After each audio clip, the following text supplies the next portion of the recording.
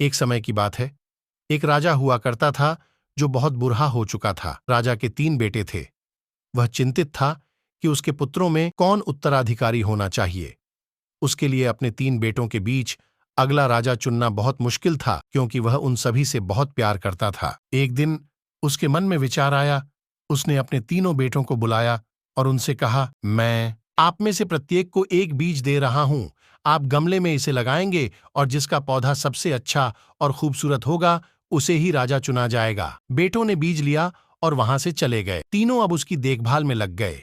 वे समय समय पर खाद और पानी देते रहते थे। कुछ महीनों के बाद 2 भाइयों के पास खूबसूरत फूलों और हरी पत्तियों के साथ गमलों पर सुंदर पौधे नजर आ रहे थे, लेकिन सबसे छोटे बेटे का गमला खाली था। हालांकि उसने अपने बीज और गमले की बहुत अच्छी देखभाल की, लेकिन उसके गमले में कोई पौधे नहीं बढ़े। जब उसने देखा कि उनके भाइयों के पौधे बहुत सुंदर दिख रहे हैं, तब वह बहुत दुखी और चिंतित हो गया कि वह अपने पिता को क्या दिखाएगा। एक दिन राजा ने सभी भाइयों को अपने पौधे दिखाने के लिए बुलाया।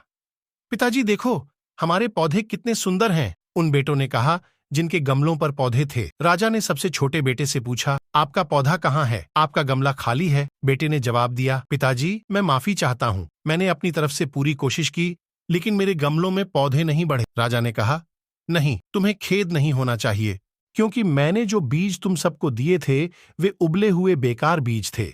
उन बीजों की मदद से कोई पौधा उगाया नहीं जा सकता था। तुम्हारे भाइयों ने मुझसे झूठ बोला।